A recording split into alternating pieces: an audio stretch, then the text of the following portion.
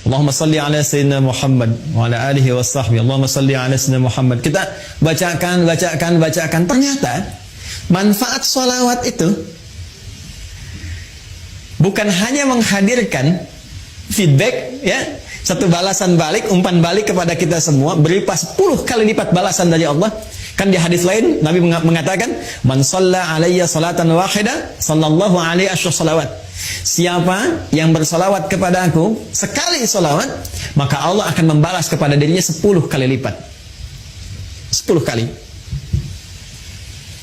Ini agak tajam ya, kita secara ilmiah kita tunjukkan. Perhatikan baik-baik.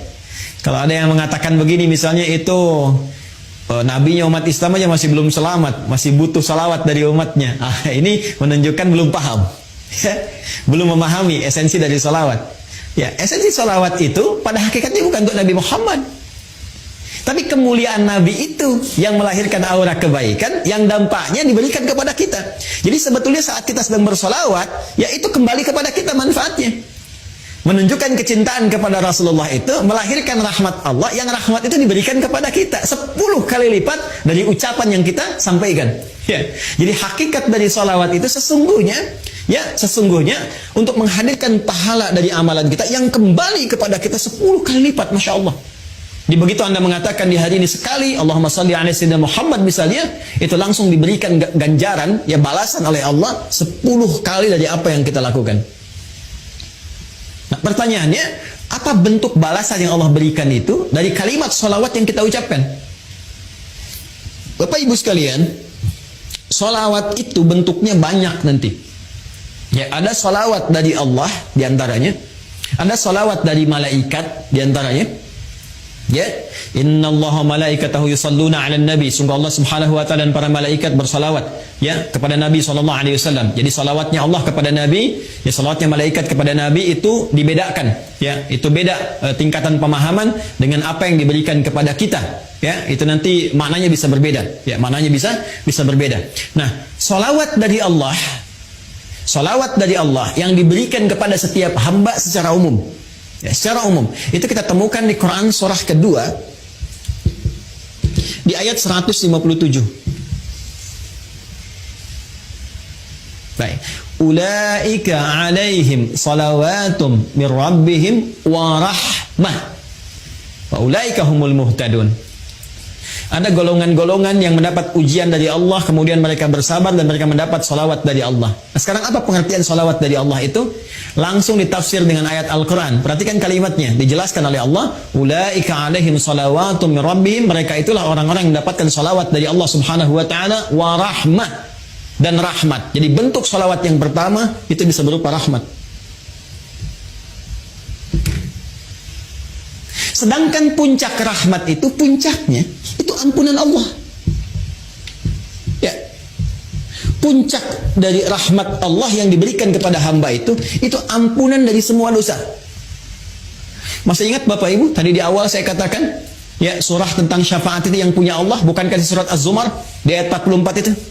Sekarang perhatikan Quran di surat yang sama, Quran surah ke-39 di ayat ke-53.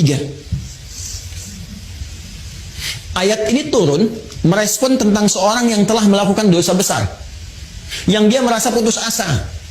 Wah, ini saya dapat nggak ampunan dari Allah nih?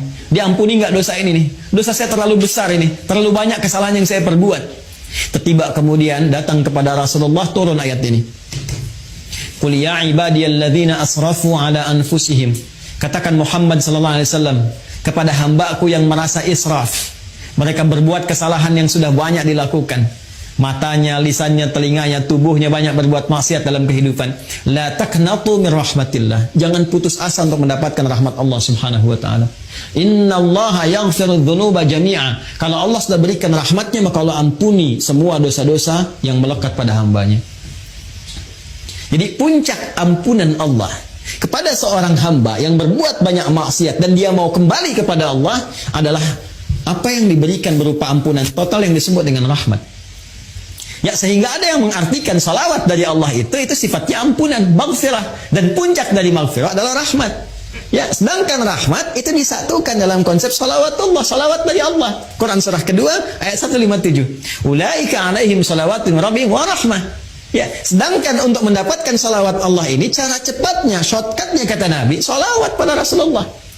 Ya.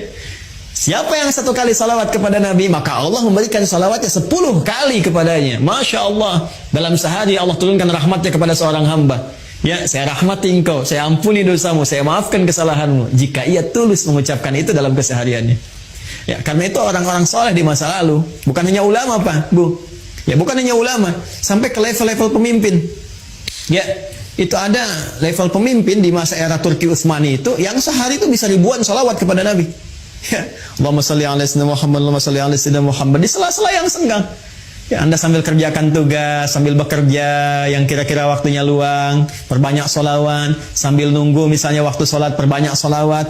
Ternyata di antara manfaatnya ini, berpeluang untuk mendekatkan kita meraih syafaat dari Rasulullah SAW.